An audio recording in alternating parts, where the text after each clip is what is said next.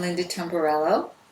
I'm a licensed mental health counselor, a certified body-mind centering teacher and practitioner, and a dynamic embodiment somatic movement therapist.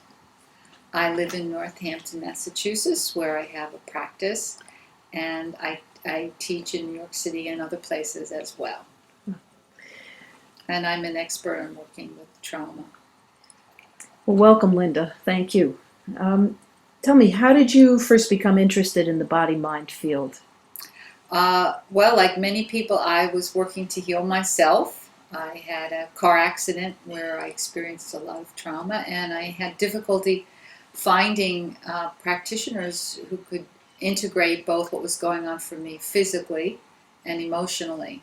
And it led me on a path to find that blend, to be able to, and to really learn about trauma. So that was what had happened with me. Mm-hmm.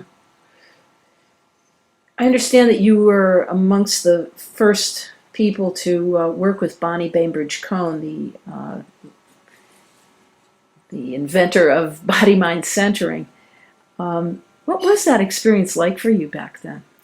Yeah, so this was, I met Bonnie in 1973, and it was a very profound experience of really how the body and mind came together. At that time, I was interested in studying psychology, and one of the first things that happened for me is that we were working on reflexes that infants have particularly when they fall and catch themselves, or you bring your arms out like that and fall. And I didn't have it, and it really, I mean, it's, I have normal movement, but I didn't have that reflex. And it really explained a lot of things that I was working with in terms of being able to take more risks in my life. And it really gave me the sense of who I am, and then also who I am out in the world, how I relate to other people. And I was also very fascinated with her work with the body systems, all the different body systems, and how you can connect to them and embody them. So you became a teacher of I body-mind became centering. a teacher and taught in the school for 30 years, Oh, wow. Okay. teaching other practitioners. Mm-hmm. So this, what you're going to do on this day in the trauma workshop in January is about touch.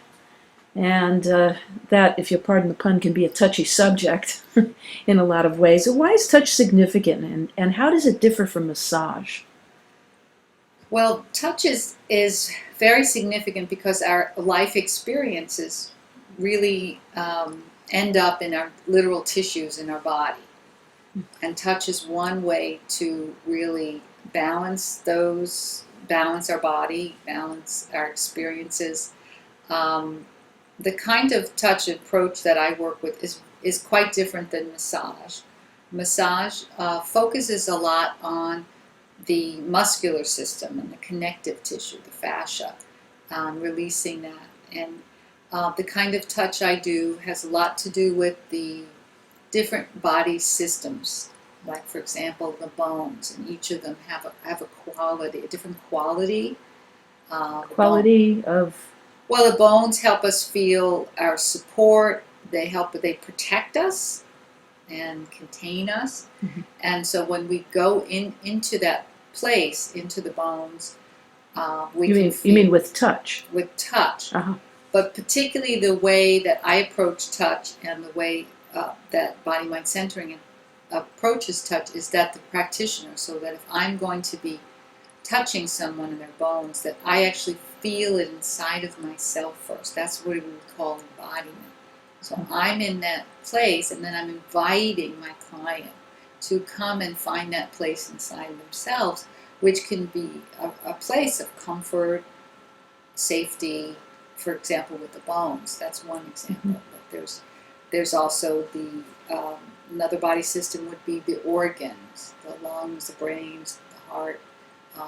That would help somebody feel inside more of themselves, help them find a calmer place, and also the nervous system as well. So you do this through touch. through touch. And so how does this differ from massage? I mean, you've already given a few examples, but I mean, couldn't I just say, okay, I'm going to massage you and think about your heart or something like that? What is the difference here? Well, again, part of the difference has to do with the practitioner, and what I do teach is how to be in the bones. So right now, I'm going to do, this is something, I'm going to put my hand right here on my chest here. Mm-hmm. This is the sternum. And I don't know if you see, I just took a deep breath the minute I put my hand there without thinking about it. Mm-hmm. And I love this bone, and I love to both put my hands on this bone and teach my clients and people in classes to put, because this bone is literally the name means shield. And it's a shield for our heart. So when we feel this place inside ourselves, we feel protected. It's like I don't have to tighten my heart because I have this shield. And because it's very connected to the breath, because this bone moves as we breathe, it helps me relax and it helps me feel myself. So I'm now in this place. And when I put my hand on a client or student, I'm in a much more relaxed, balanced state, and also in the same kind of state about bone solidness and protection. Uh-huh. So that's very different from massage, where the client is just kind of passive in a lot of ways. Right. I'm Yeah. inviting the client to be active. So sometimes I will actually speak when I'm doing touch, and what if I'm using imagery, but it's imagery really based on. So I might just say that, what I said right here. The sternum is a shield. Mm-hmm. Notice that you have this shield. Notice if you can release your heart under that shield. Mm-hmm. So I would imagine that in trauma and stress work, this is important. It's very important because it's really engaging a person and it's giving them skills. Mm-hmm. And having the variety of touch. So one of the things that's very important working with trauma is balancing the nervous system. And that the trauma that is from PTSD, from trauma, from chronic stress is right in the tissues. And so by touching them in a very sophisticated way here that we're talking about, we can help balance, help release this hypervigilance, and help somebody find more comfort and ease, which is essential. Mm-hmm. So you can't talk to the tissues. I take it. Touch is the language. Touch is the language, yes.